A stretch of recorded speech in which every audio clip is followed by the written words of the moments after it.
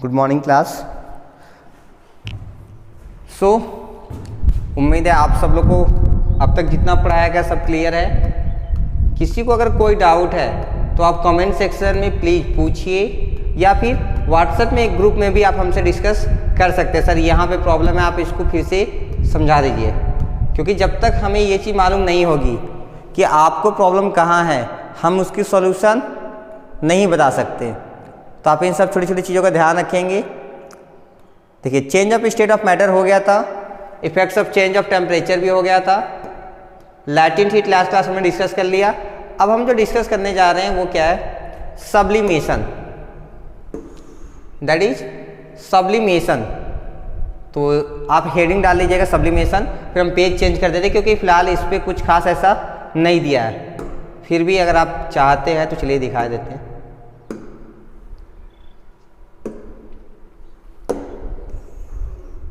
देखिए, सब्लिमेशन क्या होता है? It is the process in which a solid directly converts into gas.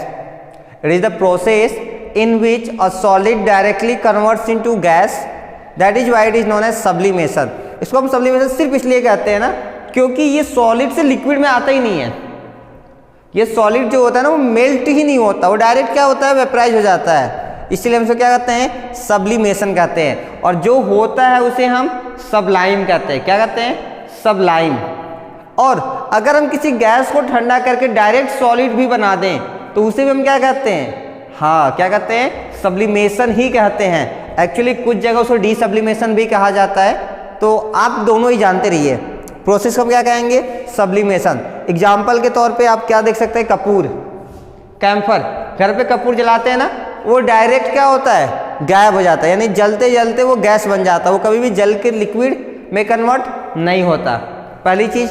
दूसरी, आपने नेफ्थलीन बॉल्स देखा? आपने नेफ्थलीन बॉल्स कहाँ मिलती हैं? जब आप नया बैग वगैरह परचेस करते हैं या कपड़े वगैरह, तो उसमें डाल के रखा जाता है। छोटे छोटे बॉल्स होते हैं, उससे क्या होते हैं? बैक्टीरिया या जर्म्स आपके कपड़े को नुकसान नहीं करते हैं। तो वो भी सॉलिड से डायरेक्ट क्या बनता है? गैस बनता है। ऐसे अमोनियम क्लोराइड है, वो भी सॉलिड से गैस बनता है। आयोडीन है, वो भी सॉलिड से गैस बनता है। और आज हम पढ़ेंगे इसी में आगे ड्राई आइस के बारे में। किसके बारे में? Dry ice. वो होता है सॉलिड CO2। क्या होता है वो? Solid CO2। वो भी डायरेक्ट गैस बन जाता है, सॉलिड से डायरेक्ट गैस बन जाता है। क्लियर है? चलिए, तो हेडिंग तो आपने डाल लिया होगा सब्लिमेशन। हम आगे बढ़ते हैं। ठीक। The changing of a solid directly into vapours on heating and the vapours into solid on cooling is known as sublimation. बहुत ही सिंपल चीजें दिया हुआ है। या तो हम हीट करें और सॉलिड से वो गैस बन जाए, डायरेक्ट सॉलिड से गैस बन जाए तो भी सब्लिमेशन है। या फिर अगर हम ठंडा करें, किसको? गैस को, और वो भी गैस से डायरेक्ट सॉलिड बन जाए, उसको भी हम क्या कहेंगे? सब्लिमेशन ही कहेंगे। बात समझ में आ गई? चलिए, तो आपको क्या लिखना है नोटबुक में? ये डेफिनेशन यहाँ से यहाँ लिखना है और यहाँ से यहाँ तक कर सकते हैं। चलिए, please note that the changing of a solid directly into vapour or gas is called sublimation and the changing of vapour or gas directly into solid is also called sublimation. यानी कि चाहे वो सॉलिड से gas बने heat करने पर या gas से सॉलिड बने कूल करने पे, दोनों ही केस में, क्योंकि ये डायरेक्ट लिक्विड फेज को क्रॉस कर जा रहा है, यानी लिक्विड फेज में नहीं आ रहा है, इसलिए हम इसको क्या कहेंगे? सब्लिमेशन ही कहेंगे। बात क्लियर है? चलिए, अगर क्लियर है तो आगे देखते हैं। उसके बाद आप ये लाइन नोट कर लेंगे यहां तक। क्या है ये? The solid substance which undergoes sublimation, the solid substance which undergoes sublimation is said to sublime. उसको हम क्या कहते हैं? सबलाइम कहते हैं। यानी कपूर, कपूर ना डायरेक्ट गैस बना, तो कौन बना? कपूर। तो कपूर क्या हमारा? सबलाइम है। बात समझ में आ गई? The solid obtain bye cooling the vapour of the solid is called sublimate. अब मान लीजिए हमने कपूर जलाया और उसके गैस को स्टोर कर लिया, ठीक है, फिर उस गैस को हमने ठंडा किया तो फिर से क्या बन जाएगा? कपूर बनेगा। अब जो कपूर बना, अब उसे हम सबलाइम नहीं, अब उसे हम सब्लिमेट कहेंगे। अब उनसे हम सब्लिमेट कहेंगे। क्यों? क्योंकि हमने उसको सब्लिमेशन प्रोसेस के बाद गेन किया है। याद है? कर सकते हैं? ठीक है, बस आगे कुछ एग्जाम्पल्स दिए गए होंगे। चलिए नीचे दिए हैं, हम नीचे देख लेते हैं, इसको इरेज कर देते हैं।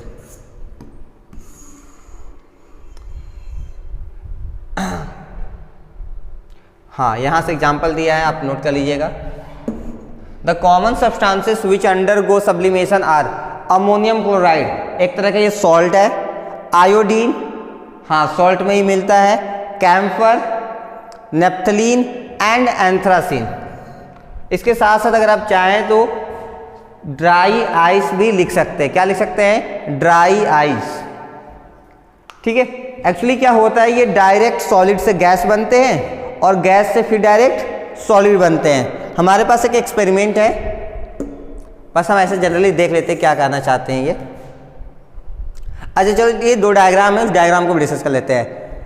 Solid iodine सब्लाइम्स on heating. देखिए यहाँ पर क्या है, सॉलिड आयोडीन है इसमें रखा हुआ। जब हम उसको हीट करेंगे ना, वो डायरेक्ट गैस बन के उड़ जाएगा। देखिए यहाँ पर आयोडीन का वेपर बन गया जो कि उड़ रहा है, यहाँ पे कोई लिक्विड जनरेट नहीं होगी। तो ये प्रोसेस क्या है?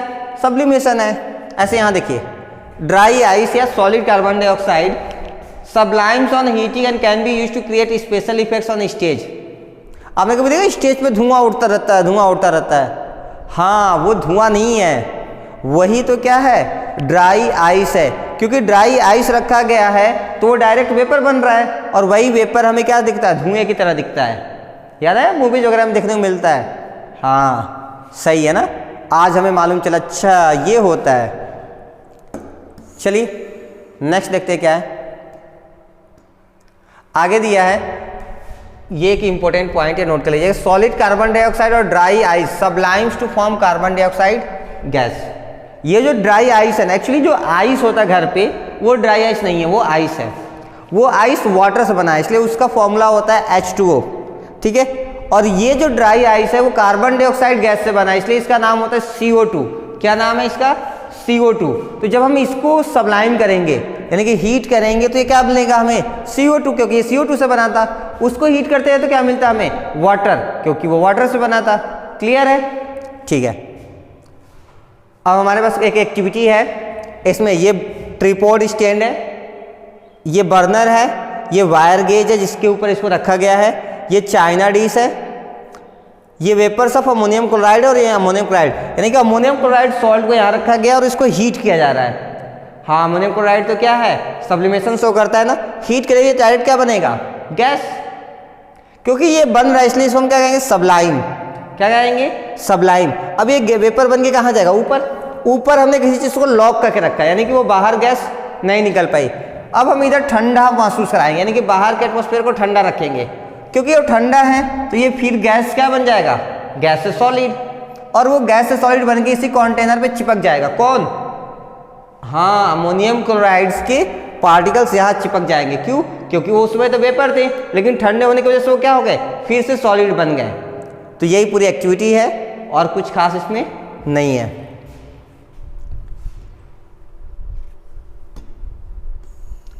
चलिए ये छोटी चीज दिया है, हम लोग एक बार देख लेते हैं at least. In many households small naphthalene balls are kept in stored woollen and silk clothes etcetera. हाँ, बहुत सारे घर के कामों वगैरह में हम देखते हैं या कपड़ों वगैरह के बीच में हम नेप्थलीन बॉल्स को रखते हैं to protect them from the attack of moths and other insects, ताकि हम इंसेक्ट से, मॉथ से अपने कपड़ों को सेफ रख सकें। It is noticed that these naphthalene balls disappear with the time without leaving behind any residue. ये कुछ दिनों के बाद गायब हो जाते बिना किसी चीज को वहां छोड़े, यानी कोई लिक्विड नाम की चीज वहां पर नहीं रहेगी, कोई दाग धब्बा नहीं रहेगा और सीधे गायब हो जाते हैं। क्यों? क्योंकि ये तो सब्लाइम होते हैं, डायरेक्ट सॉलिड से क्या बनते हैं? गैस बनते हैं।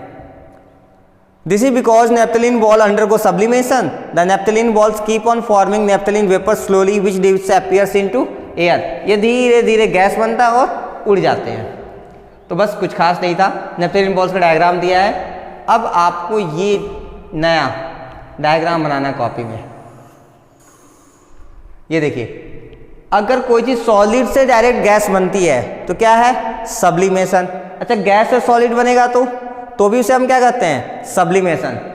गैस से लिक्विड बनना कंडेंसेशन, लिक्विड से गैस बनना हाँ क्या होता है इवापोरेशन या बॉइलिंग या वेपराइजेशन भी कह सकते हैं। सॉलिड से लिक्विड बनना मेल्टिंग, लिक्विड से सॉलिड बनना फ्रीजिंग। तो ये छोटा सा ट्रायंगल है जो आपको अच्छे से याद होना चाहिए। नेक्स्ट क्लास हम क्या डिस्कस करेंगे, effects of change of pressure. तब तक के लिए आप नोट्स को कंप्लीट करिए और पुराने नोट्स को 1-2 बार रिवाइज करते रहिए। Thank you so much.